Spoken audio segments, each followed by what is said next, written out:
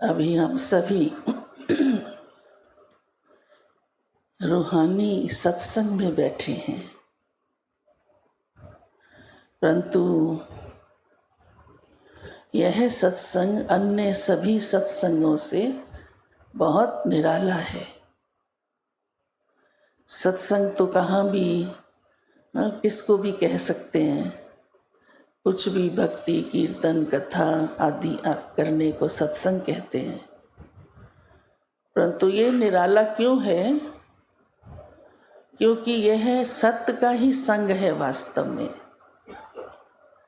कुछ लिखा हुआ या कुछ कहा हुआ सिर्फ सुनने और पढ़ने की बात नहीं है, परंतु स्वयं सत्य पिता हम सबको आकर के विशेष पढ़ाता है।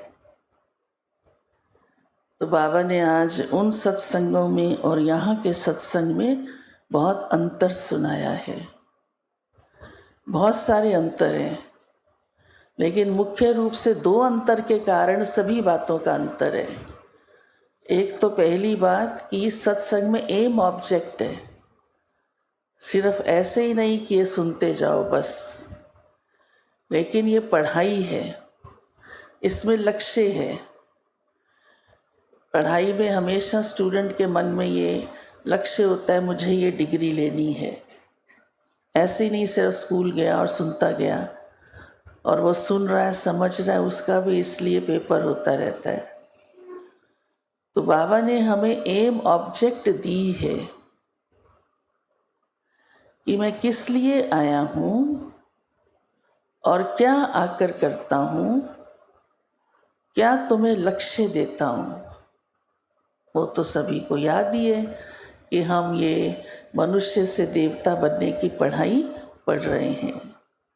और दूसरी सबसे निराली बात है कि इसे पढ़ाने वाला स्वयं भगवान है। कोई मनुष्य आत्मा के द्वारा हम ये पढ़ाई नहीं पढ़ रहे। इसलिए भी ये सबसे महान अंतर है जो अन्य किसी सत्संग में नहीं हो सकता। और यहाँ तक कि चाहे दुनिया में कितने भी गुरु हैं, कुछ सिखलाने वाले, समझाने वाले, पढ़ाने वाले, परंतु उन गुरुओं का भी उद्धार ये सतगुरु करता है। उनका भी गुरु सतगुरु है। आज वैसे गुरु पूर्णिमा का भी दिन है। लोग अपने गुरुओं के पास जाते हैं अपनी दान दक्षिणा लेकर कि गुरु हमारी गति करेगा, परंतु बाबा कहते हैं उसकी भी गति तो मैं ही आकर करता हूँ, क्योंकि गति सदगति का रास्ता किसी को भी मालूम नहीं है। मैं ही आकर के सभी को सदगति देता हूँ, इसलिए मैं गुरुओं का भी गुरु सदगति दाता हूँ। तो ये सबसे निराला सत्संग हो गया। अन्य किसी भी सत्संग में ऐसा नहीं होता। फिर इस सत्संग की कौन सी और ख़ास बात है जिसलिए इसको पढ़ाई भी कहा गया है कि यहाँ पर बाबा कहते हैं जब आप आते हो तो स्वयं को आत्मा समझते हो।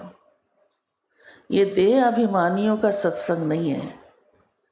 देह अभिमानी और देही अभिमानी में रात दिन का फर्क है।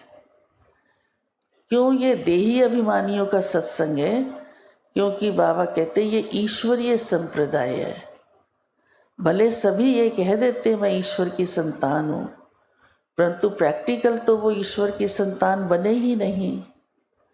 ईश्वरीय संप्रदाय तो ये है जिन्होंने अपना उसके साथ नाता जोड़ा, उसकी श्रीमत पर चलना आरंभ किया।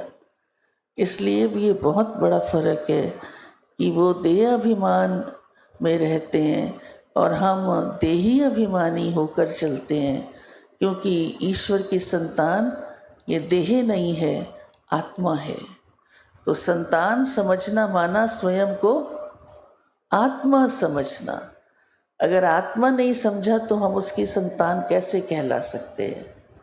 यह भी एक बहुत बड़ा फर्क है। तो प्यारे बाबा ने आज और भी कई शिक्षाएं दी हैं कि मैंने ये रुद्र ज्ञान यज्ञ रचा है और इस यज्ञ से ही विनाश ज्वाला प्रज्वलित होती है, और ये एक ही बार रचा जाता है, बार बार नहीं रचा जाता। वो लोग तो कितने हजारों सत्संग यज्ञ रचते हैं। अभी 4 दिन किया, फिर थोड़े दिन में फिर करेंगे, फिर कभी वो प्रकृति का प्रकोप आया फिर करेंगे। लेकिन ये ईश्वरीय यज्ञ भगवान स्वयं रचता है और एक ही बार रचता है और अंत तक चलता रहता है जब तक कार्य पूरा नहीं होता।